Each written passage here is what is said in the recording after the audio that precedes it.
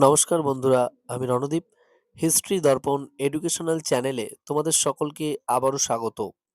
আজ আমাদের আলোচনার মূল টপিক হলো তোমরা যারা কল্যাণী ইউনিভার্সিটির অধীনস্থ তৃতীয় সেমিস্টার পরীক্ষা দিতে চলেছ, তোমাদের এই তৃতীয় সেমিস্টার পরীক্ষার ইতিহাস মাইনর থেকে কি ধরনের প্রশ্ন হুবহু পরীক্ষায় থাকবে তার কিছু গুরুত্বপূর্ণ প্রশ্ন আজকে আলোচনা করব।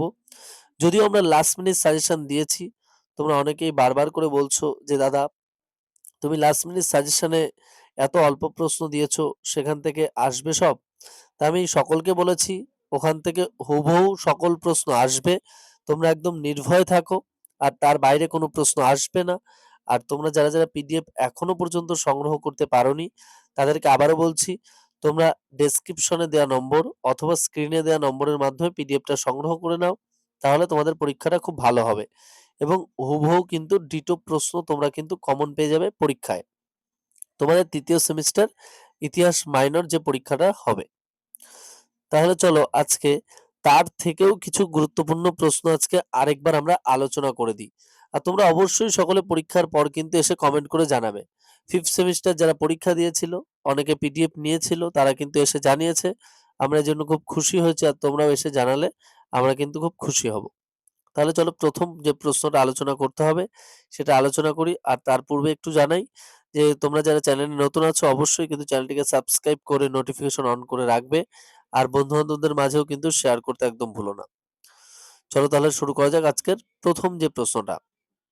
দেখো, প্রথম যে প্রশ্নটা সেটা হলো ফিরোজ শাহ তুগলকের শাসন সংস্কার বা জনহিতকর কার্যাবলী সম্পর্কে আলোচনা করো।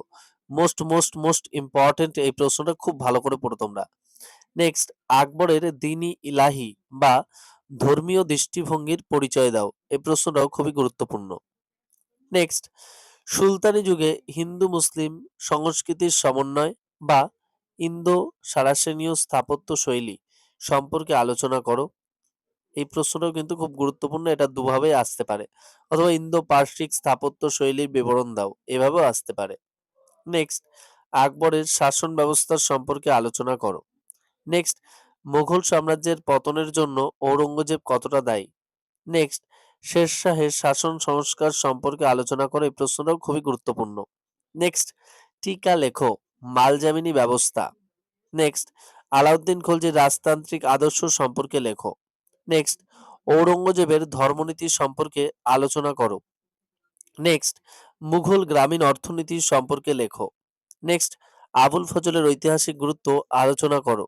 নেক্সট, মুর্শিদ কুলি খাঁয়ের রাজস্ব প্রশাসন ব্যবস্থা সম্পর্কে আলোচনা করো। নেক্সট, ঔরঙ্গজেবের রাজপুত নীতি বা দাক্ষিণাত্য নীতি সম্পর্কে আলোচনা করো। দেখো, রাজপুত নীতি এবং দাক্ষিণাত্য নীতি সামান্য একটু ডিফারেন্স আছে, তাই আমরা পিডিএফ এ দুটোই সামান্যভাবে একটু ডিফারেন্স সহ আলোচনা কিন্তু করে দিয়েছি। নেক্সট হলো নায়ঙ্কর প্রথা টিকা লেখো। নেক্সট, নূরজাহান চক্র টিকা লেখো। নেক্সট, গিয়াসুদ্দিন বলবনের রাজতান্ত্রিক আদর্শ সম্পর্কে আলোচনা করো। নেক্সট, মুঘল আমলে ব্যাংকিং ব্যবস্থা সম্পর্কে আলোচনা করো। নেক্সট, মধ্যযুগে সুফিবাদ ও ভক্তিবাদ সম্পর্কে আলোচনা করো। নেক্সট, বালাজি বাজিরাওয়ের কৃতিত্ব আলোচনা করো। নেক্সট, ইলতুৎমিশের ইকতা ব্যবস্থা সম্পর্কে আলোচনা করো। নেক্সট, মুঘল যুগের নগরায়নের বর্ণনা দাও বা নগর শাসনের বর্ণনা দাও। নেক্সট, শিবাজির শাসন ব্যবস্থা সম্পর্কে আলোচনা করো। নেক্সট, আলাউদ্দিন খলজির বাজার দর নিয়ন্ত্রণ নীতি আলোচনা করো। নেক্সট, বিজয়নগর সাম্রাজ্যের প্রশাসনিক ব্যবস্থা বা নায়ঙ্কর প্রথা টিকা লেখো। এই প্রশ্নটাও ভালো করে পড়বে। নেক্সট, আঞ্চলিক রাজ্য হিসেবে মহীশূর ও হায়দ্রাবাদের উত্থান আলোচনা করো। দেখো, আমি খুব বেশি প্রশ্ন তোমাদের বলিনি, এখানে 22টা প্রশ্ন আমি বলেছি। এই 22টা প্রশ্ন আপাতত তোমরা খুব ভালো করে পড়ো, তাহলে তোমরা কিন্তু মাইনর ইতিহাসের পরীক্ষাটা খুব ভালোভাবে দিয়ে আসতে পারবে। আর তোমাদের মধ্যে এখনো যারা পিডিএফ নেবে বা লাস্ট মিনিট সাজেশন দেখোনি, অবশ্যই তারা লাস্ট মিনিট সাজেশনটা দেখে নাও। আমরা কিন্তু অনেকদিন আগেই সেটা আপলোড করে দিয়েছি। আর যারা তোমরা এখনো পিডিএফ নাওনি, অবশ্যই তোমরা পিডিএফটা কালেক্ট করে নাও তোমাদের সুবিধার্থে। আর ভিডিওটি সম্পূর্ণ দেখার জন্য তোমাদের সকলকে অসংখ্য ধন্যবাদ। আর তোমাদের যাদের মনে হচ্ছে যে আরো কিছু হলে খুব ভালো হতো, তাহলে অবশ্যই তারা কমেন্ট বক্সে কমেন্ট করে জানাও। আমরা চেষ্টা করছি তোমাদের জন্য সুবিধার্থে সেই ধরনের কিছু করার বা উপস্থাপন করার। এবং তোমরা শুধুমাত্র ইতিহাস মাইনর না, এর পাশাপাশি বাংলা মাইনর যাদের রয়েছে, রাষ্ট্রবিজ্ঞান মাইনর যাদের রয়েছে এবং হিস্ট্রি মেজর এবং হিস্ট্রি এসএসসি পেপার যাদের রয়েছে, তোমরা সকলেই কিন্তু পিডিএফটা কালেক্ট করে নিতে পারো। একদম অল্প প্রশ্ন থাকবে। এসএসসি পেপারেও খুবই অল্প প্রশ্ন থাকবে, মানে প্রতিটা ক্ষেত্রেই কিন্তু একদম স্বল্প পরিমাণ প্রশ্ন। এত স্বল্প পরিমাণ প্রশ্ন তোমাদের কেউ দেবে না। আর আমি এটুকু বলে দিলাম, বাংলা মাইনরের ক্ষেত্রেও শুধুমাত্র ২০ টা প্রশ্ন আছে। মানে খুব কম বলে ফেললাম আমি, ২০ টাও নেই হয়তো, সম্ভবত ১৯ টা প্রশ্ন আছে। এর বাইরে কিছু আসবে না। এবং রাষ্ট্রবিজ্ঞানেও খুবই অল্প প্রশ্ন আছে, এর বাইরে কিছু আসবে না।